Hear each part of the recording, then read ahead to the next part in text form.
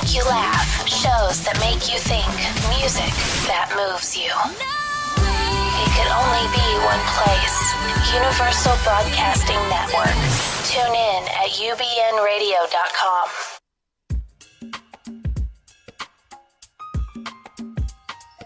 Welcome to The Actor's Choice, where the actors and actresses have a chance to talk about themselves and their careers. Join us now for the next hour as we explore the marvelous industry of acting by actors and actresses from today's exciting show business world. And now, direct from Hollywood, here's your host, Ron Brewington. Hi everybody, I'm Ron Brewington and welcome to The Actor's Choice, brought to you by Photography as an Art, Harvey Brandman, Master Photographer, located at 1307 North San Fernando Boulevard in Burbank, California. And attorney Ron Irwin's newly released book, 5150 The Book. It's the story of Irwin as a young Marine who served 13 months in South Vietnam and the perspective that he learned during his service there. 5150 The Book is now available from lulu.com, and author Larry Buford's Book to the Future, Time Travel Message in a Capsule, now available in paperback from Amazon for only $17.95. And from our new sponsor, State Farm, and Agent Carla Green, who says, and like a good neighbor, State Farm is there. Okay, before we begin today's show, ladies and gentlemen, I just want to say thank you to all the good folks who celebrated the historic 100th episode of The Actor's Choice with us last week. We got a lot of phone calls showing love and saying, hey, keep it up, keep doing it. We love to see the show week after week. We never know who's going to be a guest. We love that you keep us in the move and keep us in grooving. So we really, really appreciate it for that. We sincerely thank you all very much for that. As we start our second 100 episodes today, it's an honor and a pleasure to welcome today's guest. Now, let me tell you a little bit about him. He's a director, a producer, a writer who has been in the business for some time. I had the pleasure of meeting him a few years back, and I've watched him continually doing great and professional work. Ladies and gentlemen, please welcome Andre Campbell. Thank you for having me, Thank Ron. you, sir. Thank you I want very to much. congratulate you on your first 100. Thank you. Now, you're 101. Yeah, I'm starting the next 100 for you, so this will be cool. All right, That's all good. right. All right. First question. Yes. Where are you originally from, and what was it like growing up in that city? I was born in Harlem, Harlem. New York, Oh, yeah. in Harlem Hospital. So was I. And so about 10 years I lived in Harlem, and then we moved to the Bronx. My mom took us to the Bronx, Gotcha. South Bronx, and then that's where I grew up. You know, Gotcha. played a lot of basketball there. We lived in the projects on 169th Street. Some people like to call it the 9. Yes, the 9. Yeah, yeah. Yes. You miss Harlem? No. Interesting. No, because I haven't been there in so long. Right. I, like going through it, Yeah. because I still have a couple of friends who live in Harlem. Mm-hmm. And when I go to New York and during the summer or winter, we go and walk around. But Right. yeah, I like walking around it. I like to see where I The came changes, from. yeah. Yeah, some I- interesting changes. Yes. Remember White Castle Hamburger and Teresa Hotel? The White Castle that we went to used to be near Fordham Road, near Yeah. Fordham University. Okay. And then I used to go to the Boys Club. Now it's called the Boys and Girls Club. Yes. And that's where we used to hang out. Right. And that's where we get my little hamburgers. They'll never Nothing be- to drink, Yes. I'd get hamburgers. Yeah. Yeah. There'll never be another Harlem like it was years ago. No. Never. They even changed the names. No Yeah. longer Lenox Avenue, it's some other name that they put it Yeah, I in. heard they're trying to gentrify it in certain ways. Yeah. Yeah. Oh, well. Tell us about your education. Now, when you grew up in Harlem and in Bronx, you got an education, and finally you ended up getting a degree. Yeah, I went to school in Boston, and I was a TV major there. Mm-hmm. And then I left that, and I was trying to get work in New York at CBS and stuff like that. But those guys back then in the '70s, they weren't going anywhere. No. They died. Yeah. You had to wait till they died before you can move in. Yeah. And so I said, well, let me come to the West Coast. So I figured the number 2 market. But at the time, I wasn't thinking the number 2 market. So I came out here with $200 in my pocket, and I did get a chance to work at Channel 9. Okay. Yeah, at KHA here. So I got a job as in the mailroom. And before then, I did go on a couple of interviews there. A friend of mine got me on some. So, and then I didn't get anything. But I would call the employment department once a week. You got anything? You got anything? Good man. And then one day I get a call from, hey, you still want to work here? And I'm like, yeah, of course. And then she says, do you know how to drive a stick? Yeah. And when I was in college, this this girl let me drive a car for like 2 blocks with the stick, so that was it. And of course I said, of course, yes, I can drive a stick.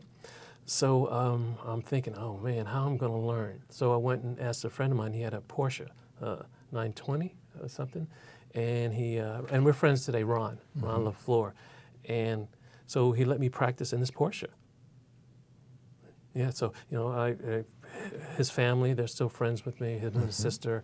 So so that's how I learned to drive the stick. So I was ready to work at the station because I had to go pick up stuff, pick up news reporter, drop news reporter, pick up tapes, drop tapes off, go to the airport, and so I had to learn to drive a stick, and I learned. And by doing that, I learned the city. Right. And I didn't have a car, and that was my car. Right. We call it paying your dues. Yes, paying my dues. Yes, indeed, indeed. Yes, paying my dues. Now, what was your first Hollywood job? Oh, yeah. Well, working at Channel 9 is not a Hollywood job. It's just working at the news station. But my first Hollywood job, thanks to Dorian Harewood, was a Aaron Spelling show at Warner Brothers lot called Glitter. That was, I remember the day, November 3rd, 1983, a Monday. And so I got to work. I was working as a stand-in. I had no idea what that meant. So I'm here watching them shoot, and there was 6 other people who did the same thing I did, and they took me under their wings, and they showed me what I need to do, and then I learned from that. And that was a first time seeing film being shot, grips, electricians, and prop people. Didn't know what they were at first, and the craft service guy. Yeah, the food man. Yeah. Yeah, like that craft service. Assistant directors, and all those guys were there. That was the first time ever laying eyes, and then didn't know what they did. You learn over time what they did, and you became friendly with them, and they taught you stuff. Yeah. That's my schooling. I didn't go to film school like people did. That was my film schooling for me. Okay. What was, let me see, I understand that you have a talent doing card flourishes.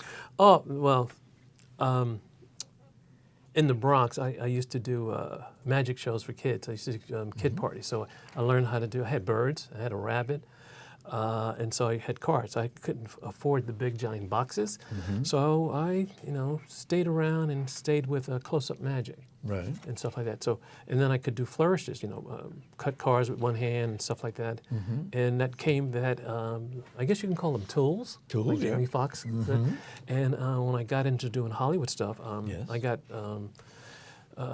used to work on a movie with Eddie Murphy to do his hands and some other actors because he couldn't do the thing with the cards. So they brought me in, and I met the director. He says, "What can I do?" And I said, "Ba, ba, ba." And he goes, "Well, I didn't see. That's wonderful. Could you do it again?" Ba, ba, ba.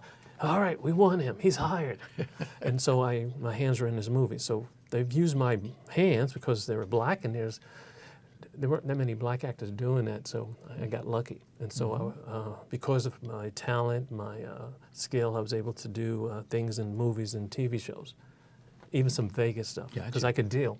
I could fake it too. Okay. So that's where those tools came in handy later on in the business. Yes. Oh yeah, they bet you.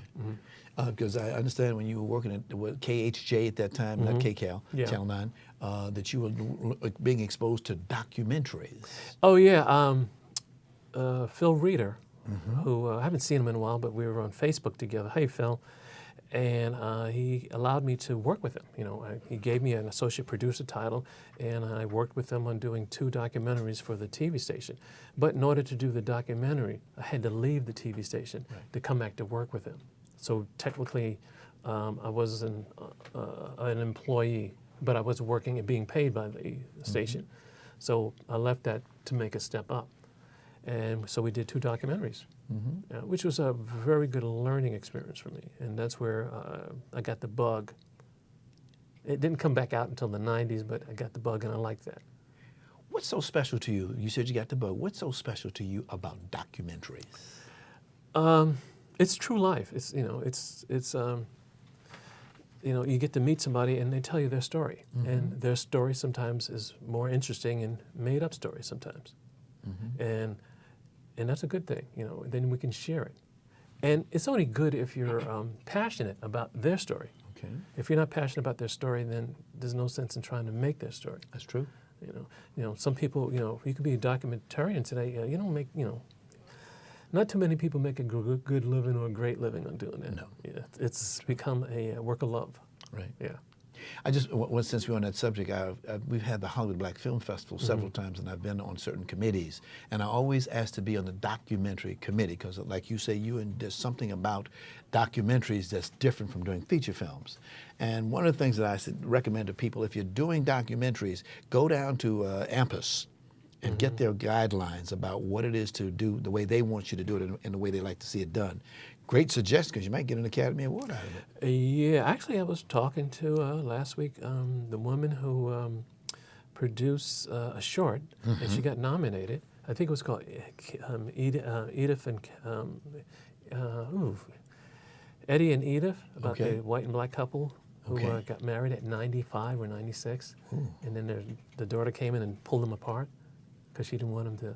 And then that story made it, got nominated for a short. Documentary. So I got to talk to her a couple of weeks ago. Yeah. Small world. Now, in the mid-'90s, you produced 40 episodes of a talk show called Inside Perspective. Yes. Please tell us about that. Well, it was a community-based show. I used to actually use the newspaper to get people to come in and interview. So I go into the which section? I forgot what section I would go into. The community section. Yep. And I see a story on somebody, and I go, and I call them up and say, hey, listen, I'm doing this talk show. I wasn't the interviewer. I just put it together, and they would come on, and we'd do them talking about what was written about them. Maybe a little extensively. And so we did about 40 of them in the 90s. And I had like different hosts and stuff, but I was there for every single show. And I sometimes had to re-edit stuff to make it better. But yeah, it was, and we had some Hollywood people. I think I had a stunt guy on, a designer and stuff people. So whoever I can get at the time. Hey, man, because you're learning as you're going along. Yeah. I mean, you go to school, you get an education, you get your degree, but there's nothing like doing the real work, putting your hands on it. So now, I was usually on the other side of the camera. So now I'm on this side of the camera. Yeah. How's it feel? It feels okay because you're making me comfortable. I go to school to do that. Yes, you do. Indeed. Thank you. Thank you very much. Then you also produced your first film, 735? Oh, yeah, that was with Stacy McCann. She, I'm sorry, Stacy, said your name wrong. She directed it. She wrote it and directed it. So we worked together to do that. And if you look at it, there are a couple of faces that are in there that she got that you'll recognize today. Right. Yeah. Right. But yeah, that was with Stacy. Okay. Yeah. Speaking of female, was she a minority? Yes, she was. She was a black woman. Okay. Because there's a problem here in Hollywood with minority female directors. And I think also for male directors too, there's not enough of us. We have black directors, but we need more female black directors. Okay. I worked a couple of weeks with a woman. She was actually directing her second stint, and it was a multi-camera. So I was there for her to do that. So she did a good job. Yeah. Robin, good job, Rob. Good deal. And then you had another one called Two Blues. Yes. Yeah, that was Michael Blackman wrote that. He also starred in it. Okay. So he let me direct it. I didn't have much help in it. That was really a rough shoot for me. Okay. And then Ken Ebling was also his partner. About two guys who, one guy who was coming back after being shot, and then they gave him a white partner who didn't know anything about black life, and so he had to learn. He had to learn. Yeah. So that's where the comedy was supposed to be. I see. Yeah, a little fish out of water. Yeah. Now, wait, let's understand this. While you're doing all this stuff, editing, writing, etc., you're learning, as we've been saying. You're learning all the good techniques. And the reason I say this is because, I do education, and a lot of students, they watch it. I encourage my students to watch the show so we can talk about it. Now, you're a real live director. Can you please give some advice to some of our young people about first of all, the attitude they have to have when they're in a studio, and the ability to learn. How do you learn? You learn by doing. In my college, that was their motto. And I still have my T-shirt somewhere. But you got to learn by doing and ask questions. And you got to pick up a foundation by either doing something for free, go on Craigslist, find somebody who's shooting, especially if you want to shoot short movies or whatever. People are looking for people to help them. A lot of people don't have money. But it's not about money. Sometimes it's about the experience. So if you can work with somebody and you can learn from that person, then later on it gives you a foundation, building blocks.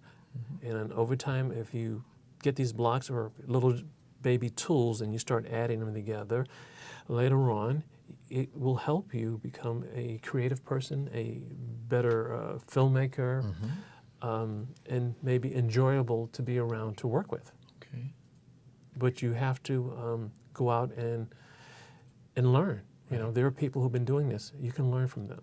And an older person sometimes has a lot of knowledge to a new person. I always say you're putting another line on your resume. Yeah, yes. So, but that's the best way. You just gotta, learn by doing. You just gotta get out there and make a decision that this is what I want to do, not because it's the in thing to do. Gotcha.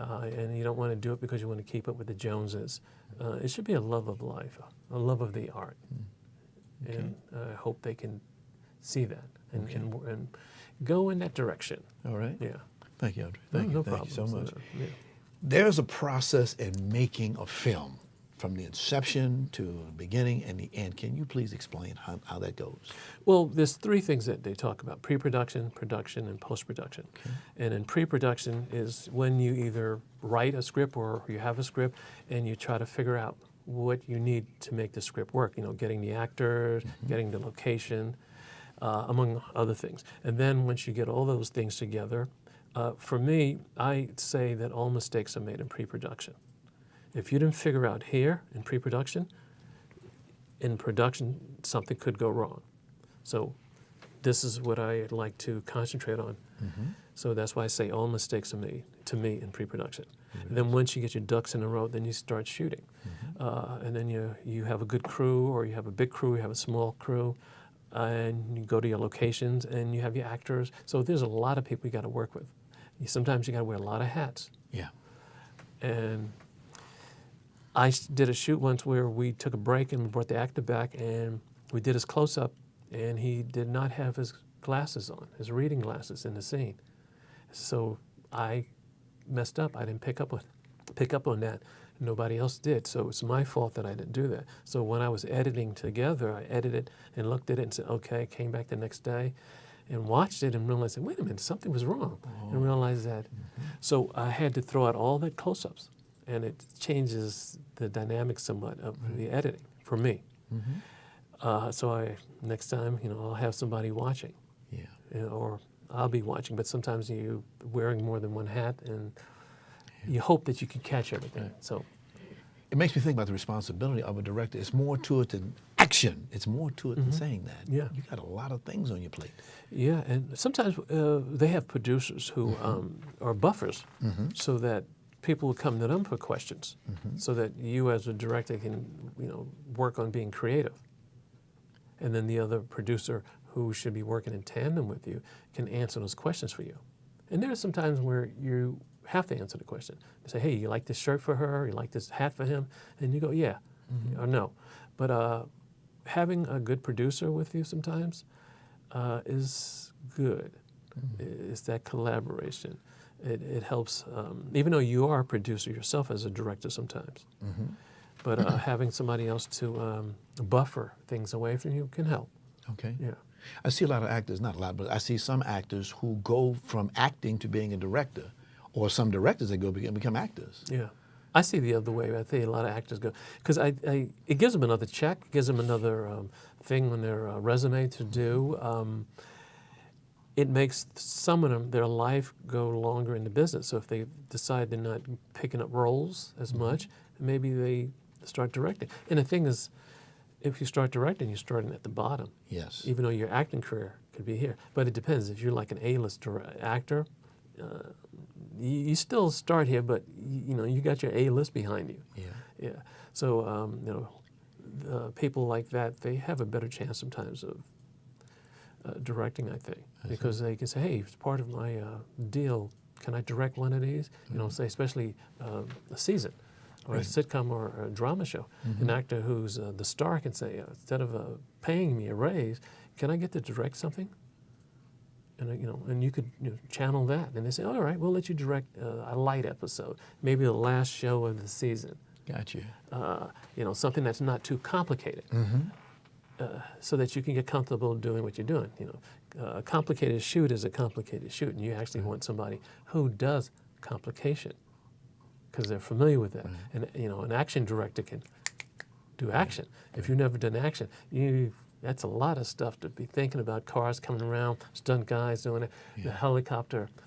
Yeah, so you want to do something nice and easy so that you can move the cameras around and get a little comfortable. Then you go, hey, you did a good job. Then you move to the next one, and experience is what you want. Got you.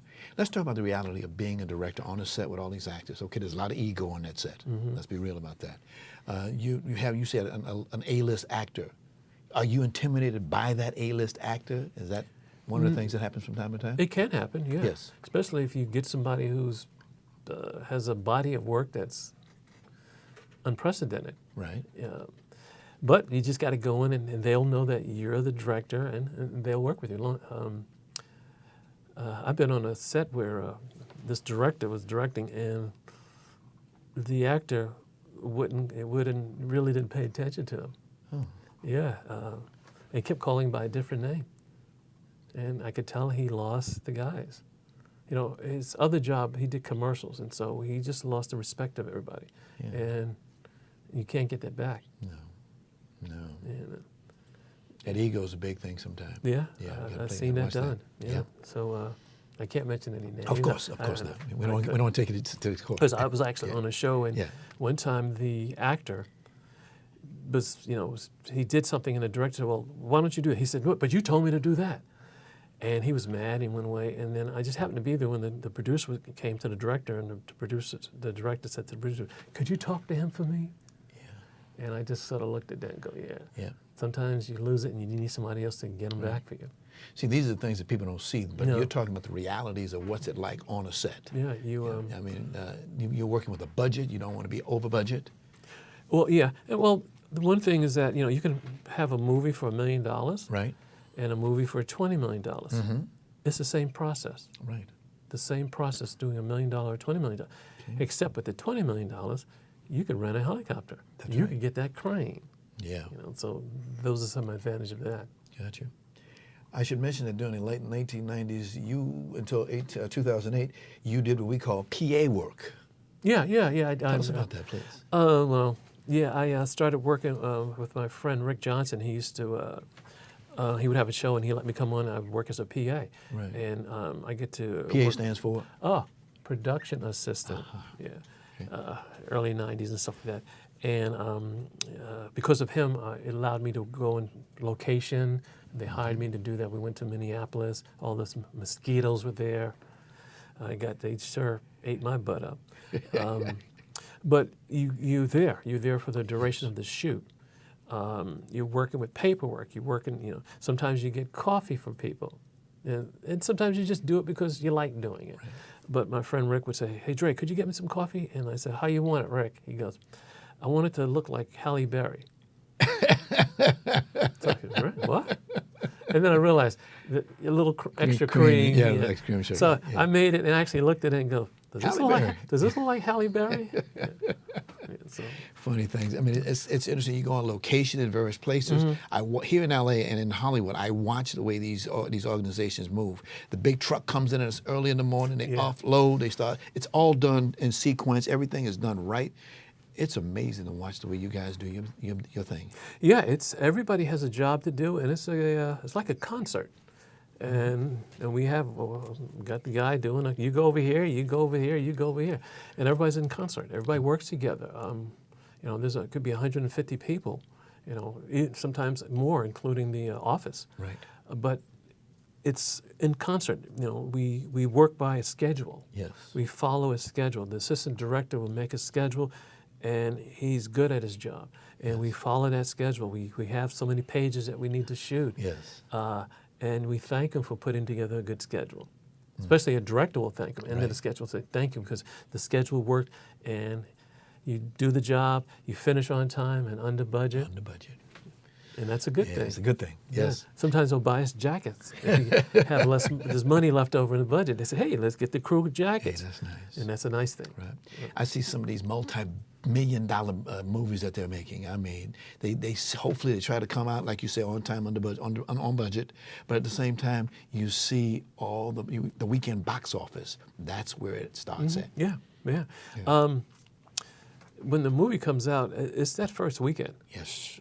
There's actually a black group out here called First Weekend Club. That's right. They try to get black people to go to certain movies to help it.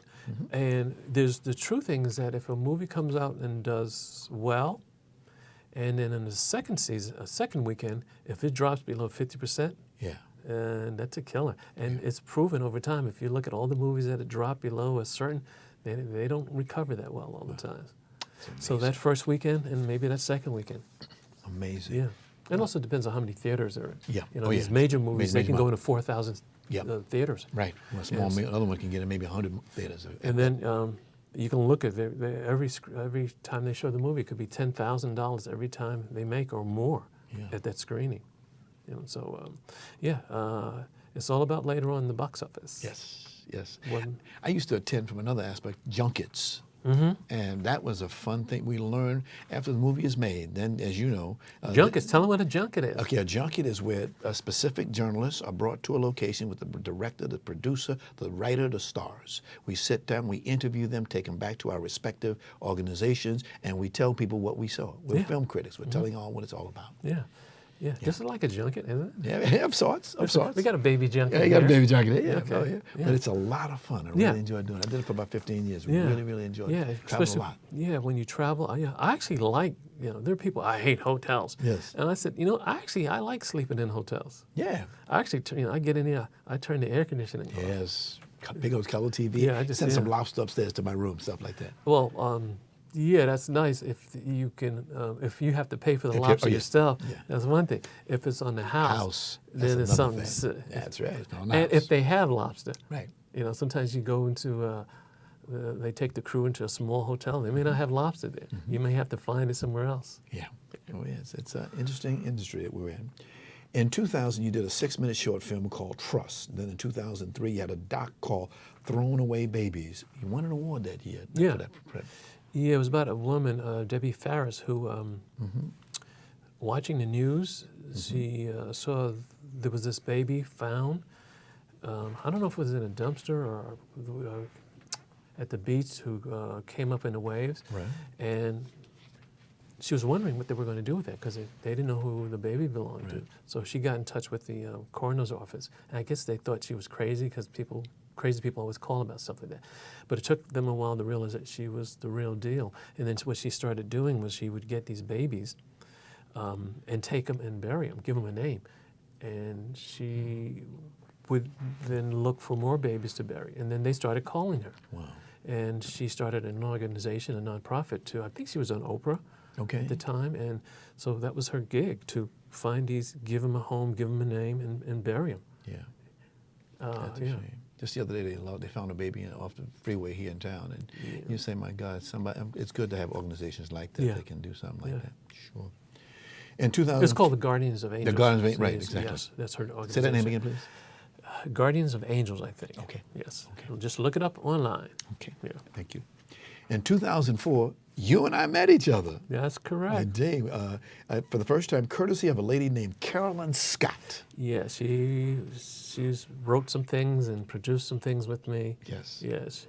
She used to work at the LA Times. She was a yes. writer there. As a writer there, yes. Mhm. Actually, I met her in my editing class. She Okay. came to my editing day. I was teaching editing, and I don't know, and then that's where we became friends from. Yes. Yeah. Her and I met each other. I was in the Navy down in Long Beach, and I saw an ad in the newspaper for a cable television network. And I went down there to apply for a job, and that's where I met Carolyn Scott. She was in charge of the whole show. Oh. I don't remember that. Yeah, it was back in, this about 81, 82, somewhere around there. Oh, okay. Yeah, it's way before my time. But that's how I met Carolyn Scott. Yes. And I wish she was here today. She's a beautiful lady. She's She's up north. Yeah. As my friend says, are you going up north? up north to Oakland. Yeah, in she's that up area. north. Yeah. By the way, did you hear that Ron Dellums passed away today? Oh. Yeah. Yeah, and because he lives in that area. When you said Oakland, yeah, Congressman. Condolences good to guy. the family. Yeah, indeed. Well, we want to take a break, which when we return, we'll show some of your work. Which My work? Your work, yeah, was given to you. I think you got, 40 awards for production and direction? Okay, who's counting? Okay.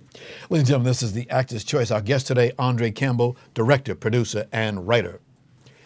The studio of Harvey Brandman Photography as an Art is proud to offer you a $100 discount off any photo package for you or the family valued at $300 or more.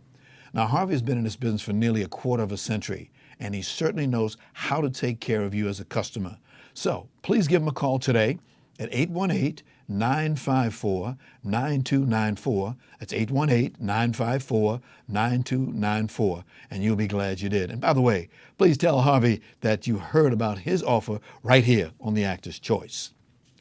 5150 the book. It's the latest release from author and attorney Ron Irwin. As a young Marine, Irwin spent 13 months in Chu Lai Republic of Vietnam. His experiences with nearly 3 million Americans went to war was, as he puts it, 5150. The book is currently available in paperback at lulu.com. That's lulu.com. And Irwin says he's going to give 20% of net book sales split evenly between the veterans of foreign wars and Vietnam veterans of America. Book to the Future, Time Travel, Message in a Capsule is a new book by author Larry Buford. It's a historical and faith-based account of how what we do and follow today will affect us tomorrow. The author also calls it an adventure for those who want to travel back through time. The book is now available for $17.95 in paperback from Amazon. That's Amazon. Get your copy today. And now a word from State Farm agent Carla Green.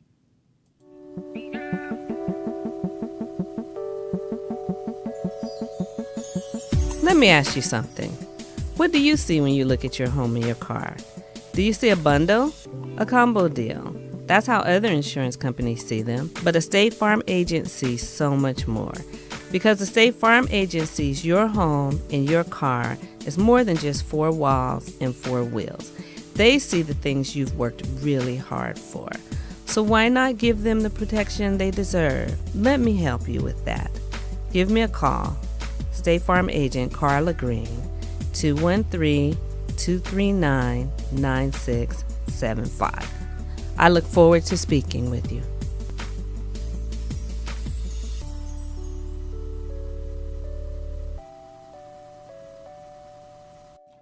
Thanks, Carla. And like a good neighbor, State Farm is there. That number again, 213-239-9675. That's 213-239-9675. The Little Miss African American Scholarship Pageant is a nonprofit educational program for young girls aged 6 through 12. The pageant will be held Sunday, August 12th at the Nate Holden Performing Arts Center, 4718 West Washington Boulevard in Los Angeles. Doors open at 3 p.m., showtime 4 p.m. Tickets are available at the theater box office at 323-964-9766. That's 323-964-9766. Or check out the website at www.littlemissafricanamerican.org. And for more information, please call 818-570-0631. That's 818-570-0631.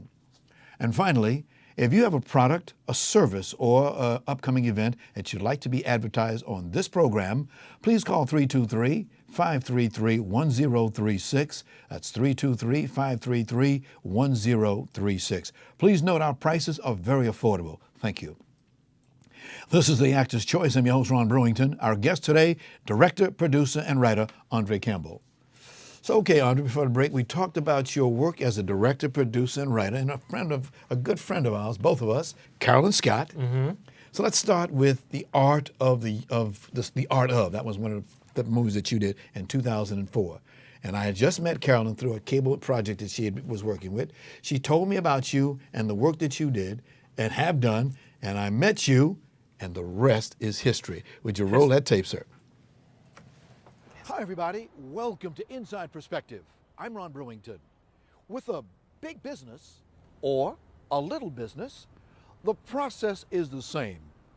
Today's show is about individuals with the skill, vision, and the passion to make the art of business look easy. We'll meet an artist, a family who has made art its mission, and a woman who has made communicating with her customers an art.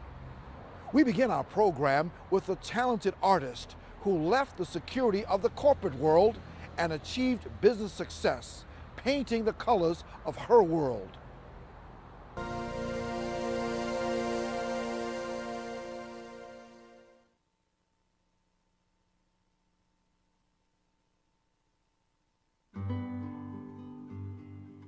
I love my art. I love doing art, and it's something that I breathe and live. It's 24 hours for me. But I'm happy to do that versus having a job where you go to work 40 hours a week and, you know, are not happy at all. You know, you spend more time away from home and you're unhappy. And I think that's why we have a lot of unhappy people walking around. When I left my employment, being that I really didn't know how I was going to do what I wanted to do, I felt that maybe developing a line of greeting cards would be an easy way to get my foot into the door. Now, 5 years later, 2009, you and I and Carolyn Scott got together for a documentary about the silent killer, prostate cancer. Javis, hit it, brother.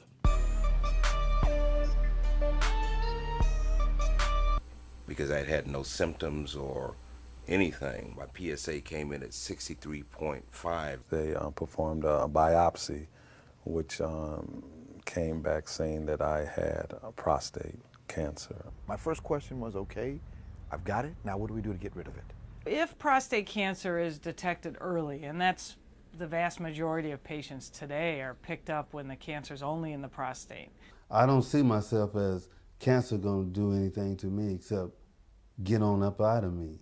The two treatments that are thought to be curative, to surgically remove the prostate or to treat it with various forms of radiation treatment. I thank the Lord that this is, I came to the screening and this is where they found it at, and this is what probably saved my life. From 8.2, I'm down to 1.9 right now, so I'm almost down to normal. Okay, Andre, thank you very much, man. Oh, it's particularly, I have a love for that prostate cancer one that you showed me. I hadn't seen it in a while. Yeah? And I'm like, hey, I'm on TV. Yeah, you're on TV. Yeah. I like it. Sony camera. Yeah, Sony, technician, director. These guys know this stuff. But I want to thank you and a whole lot of other folks. I'm a double prostate cancer survivor, as you know. Yes. And to be, that's why I wear this pin, and to be that, I talk to brothers all the time. I walk up on a brother and say, hey, how's your prostate? And they look at me, what's wrong with you? Yes. They say it all the time, but I keep saying, hey, the Lord has helped me. The least I can do is help you. Good. He's been good to me. And to work with you in that project and all the projects that I've worked with, truly professional. You do it the right way. I love this. Now, you wrote some of those scripts, didn't you? Yes, I did. Excuse me. Yeah. Yeah, you Yes, write I the did. scripts. Yeah. Carolyn got in there, did her thing. Mm-hmm. Yeah. If it means nothing but holding the board, if nothing else. Yeah, we all pitched in. Yeah, we did. Yeah. I like that one where I had hair and I Yeah, that's right. I was looking had at hair that. back then. You had hair. Yes. Yeah. Actually, we saved some of it for you. You did you not? Just, no. Yeah, you had hair back there. I still have my hair. I understand. It's Yeah. under the hat. It's under the hat. So Yes. yeah, I got Oh, still got my hair. Yes. New Yorker under the hat. Yeah. But seriously, thank you for all the work you do. I mean, you start out with an idea, you do all the planning, and it gets done when people can sit in the comfort of a theater or in their home or wherever and see all the work that goes into. This is what you guys, the directors, do, and we thank you for what you do. We never think about it. We just say, "Oh, that movie happened all by itself." No, it didn't happen by itself. It was good for folks like you that got Thank it you. in there. Thank you for that, Robert. Definitely. Now, 2012, you had two films: Danger Man, the urban superhero, Girls Are for Sale. Yeah, that was Roger Tinsley. Yes, and also Frozen Voltage. Yeah, Uriah Carr, he wrote that, and we shot that off of Beverly Boulevard up in the hills. Okay. In a garage, and when I got there, the garage had no front door. So it was more of a cubicle garage. Right. So we had a lot of traffic noise. Okay. And so we shot that night, and then I had to throw that night away. Wow. And so we moved to, Uriah moved to a new house, and he had a garage, so we reshot. I had to reshoot everything. That one scene, that whole night I couldn't use it. Right. And so we shot it in his garage. Wow. And then I had to give him the idea how to make the car, or at least look like we were in the snow. Gotcha. I had him go out and buy some spray, Mm-hmm. and he was spraying it on the lens of the light while it was flashing. So it looked like we were in a blizzard in his garage. And then the guy was supposed to walk to the car. So since we're not in the Mammoth where the snow was, so we had told him put down a white, get your wife's white towel, and it says spray it with this stuff, the white stuff, and then I had him walk across it, and then we shot tight, so it looked like he was stepping on snow. So we did that in the back of his garage. So What's that you got in your hand there? I just carry this is what you, I like to roll this sometimes. Is that $silver? Yeah, it's a silver dollar. Oh, yeah. And because, from doing magic, you do coins and stuff like that. So that's what that's from. I see. I just always I got to put something in my hand. That's my and trade, you yes. gave me this. Oh boy. I've given a lot of silver. That's my trademark here in Hollywood. I love doing it. It's a pleasure. Yeah, you gave me this. I just, put it here, and then you go, boom. Yeah. Hey, where'd it go? Don't worry about it. Is it going to come from behind my ear, maybe? It'll come back. It'll be back. Okay. Yeah. But a little earlier, you and I in agreement were talking about the technology and availability. Now you've got a camera. Everybody's got cameras. Everybody. Well, everybody has a camera in their pockets on their purse. Right. These cell phones are shooting wonderful video at 4K. Right. So everybody has access to shooting, especially doing an accident. Everybody's now, the norm is to pull out your camera and shoot. You never know what you're going to get. That's right. So everybody is now able to get any kind of camera. We're not shooting with film anymore. And so shooting digitally is fine for people. And it's less expensive to buy cameras. So anybody could make something today. But, a lot of people who try to do that, some are successful, and some of them just don't have the foundation to get into trouble, and they just say, they see other people doing it and think, oh, that must be easy to do. And they go and try to do it, and some of them will falter. Yes. Yeah. But, again, I say, you need help. You need a foundation. You should learn a couple of things before doing that. But, you can't tell people that. They still will go out and make what they want to make and be as creative as they want to be creative. Right. So you don't want to stifle some creativity. No. So you just say, all right, go ahead. If you need help, I'm over here. Right. So. I know I teach over at Santa Monica College, and we've got a film course over there. We're going to have one of the guys who does the course come in as a guest and talk to the audiences. But one of the things that I see with these young folks out there today, they got the cameras, they got the digital and everything, but we have to work on the attitude, the ego, all that good things. You got to work on that. Yeah. And also, I read a letter. There was an article in the LA Times several years ago. It talked about the famous directors like Scorsese and Spielberg. And which one do they like, digital or do they like celluloid?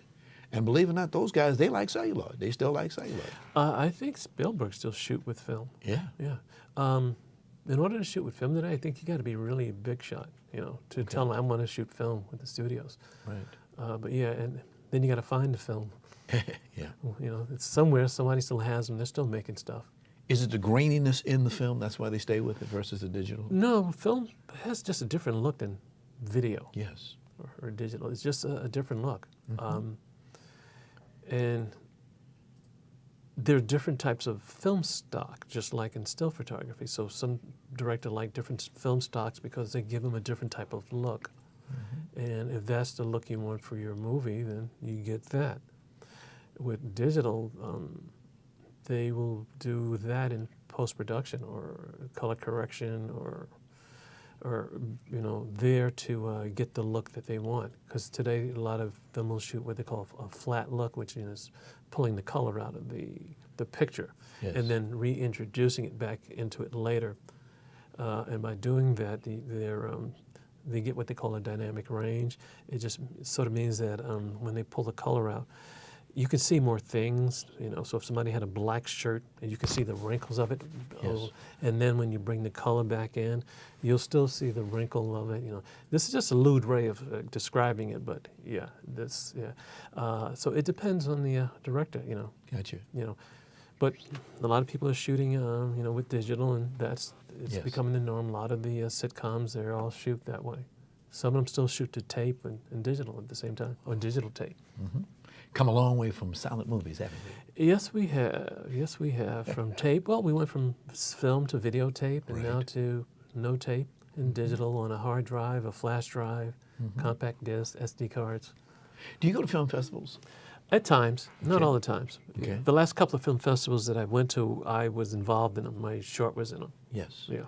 But I have been to film festivals when nothing of mine was in it. Okay. Yeah. Do you encourage people in this business to go to these film festivals? Oh yeah, it's fun because it's, you see things you may not see in normal movie theaters. Right. Meet a lot of people. Yeah. Having that business card out. Yeah, I went to a film festival and I saw there was a film about Denzel Washington. All the actors played Denzel Washington in movies that Denzel Washington played in. Yes. And they all reacted to each other that way and throwing those lines, which was funny. You don't know who I am, King Kong. And the other guy would react as another character. So it was a little clever thing that they did, and we'd never seen that in a regular at the movie theater at the ArcLight. Wow. So it's good to get out and you get to see other things, other creativeness. Yes. And they may be short, they may be long, but you can have a fun day. You come away and say, "Hey, this was worth my money." Yeah. Yeah. There's a lady in this town, Sandra Evans Manley. She does. Yes. She does that a lot. The organization that she has, she brings in all these young. Her and John Forbes. They'll bring in these young people, and they'll have their product, and it's good. It's good writing. And they've got little things to learn, but at least you're getting started. You're doing the role that you want to do. Yeah. I've been in. A couple of my shorts have been in the festivals. Okay. And I've been real lucky to be in them. Yeah. Yeah. And then you come in, you get to see it on a big screen. Yeah. And people laugh. Yes. And one time they were laughing, and they laughed over the last line. And I'm like, that's the punchline. Why are you laughing? But, they're having If you fun. can, right? Because as a director, when you make that film, if you can excite those emotional feelings that people have, it's amazing what you do. When you from the writing, I think y'all call the writer the baby when he produces the baby. Okay. The script. Yeah.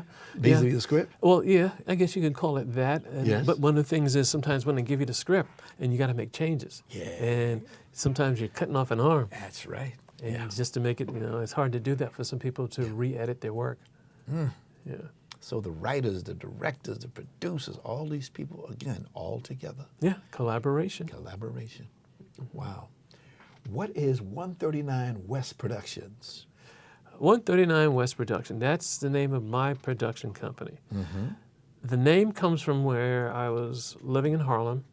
I lived at 139 West 120th Street between 7th and Lenox. And those streets are changed a little to, I think, Adam Clayton Plow. Right. And so a lot of times I try to input something that's associated with me into things. So I needed a name. So I went there and I said, well, 139 West. Actually, I tried 139 West and somebody had that. So I went to 139 West Productions. Yes. And so that's me. And I got a little bank account that says that too. I got a credit card that says that. All right. Yeah. Got any projects on the fire? Yeah, there's one that I wrote 6 years ago, and I've been changing it, and it's called My Mother, the App. It's about a guy whose mother has dearly departed, and then 5 years later she comes back to him when he runs into trouble.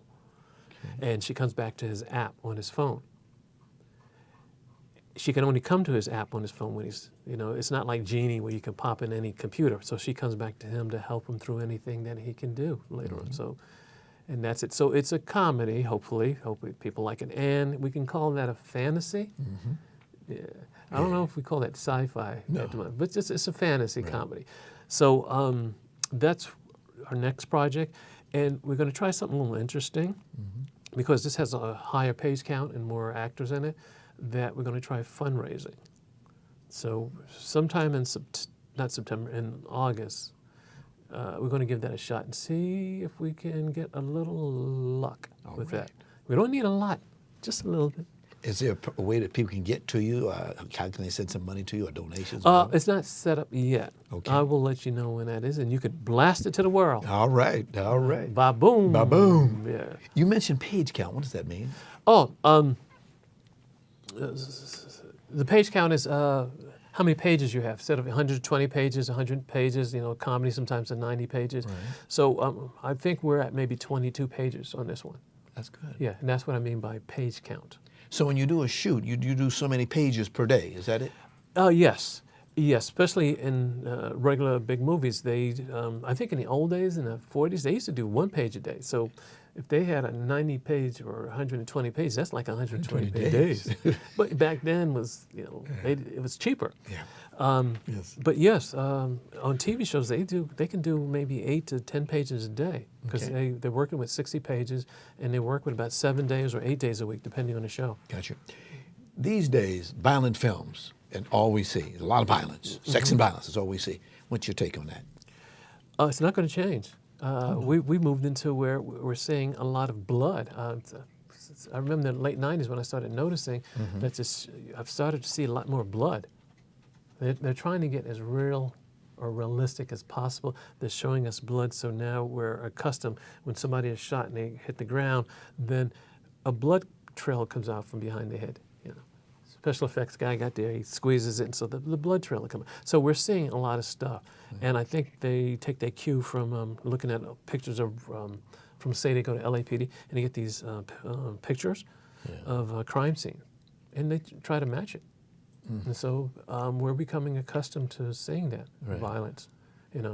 Used to be at 10 to 11, 9 to 10, now it's 8, and it's anywhere. Wow. Yeah, especially, broadcast is showing that, and then when you get the cable, they show more, and streaming, they can show more. Yes. Yeah.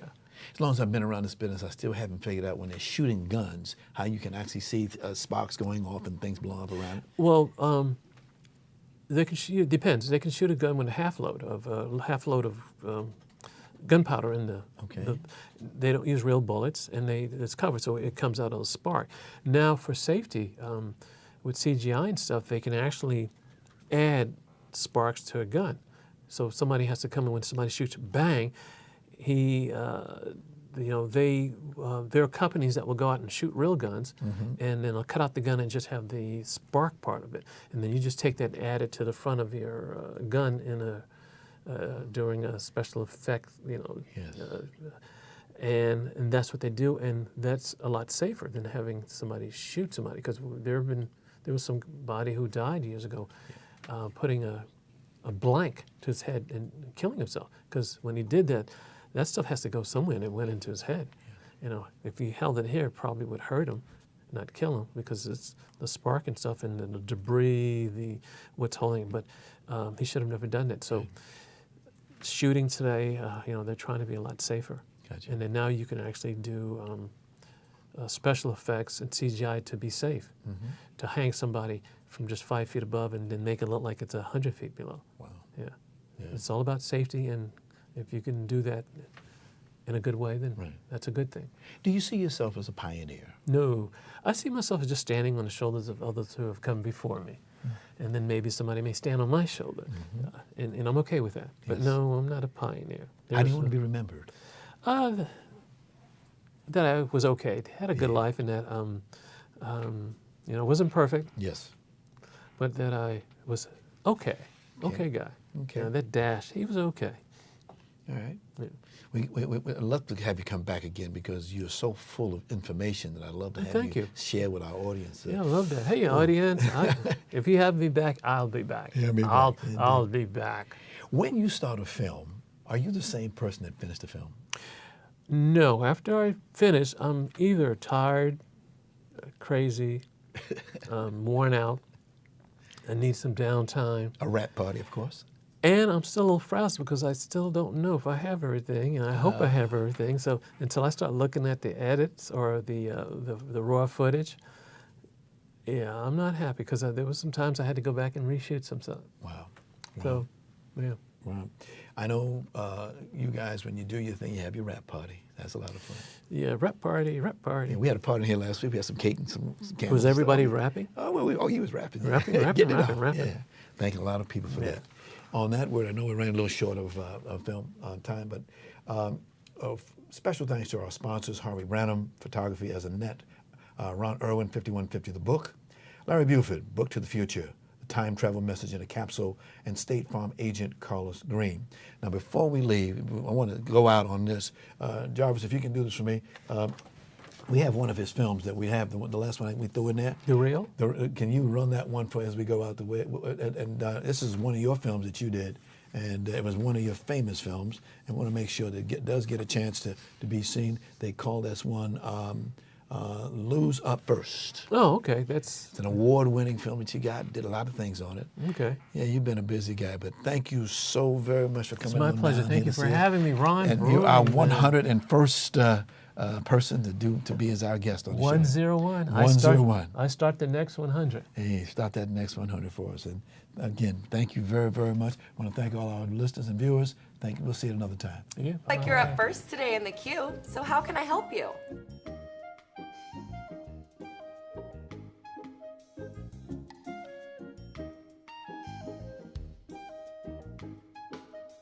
I want to purchase my first computer ever.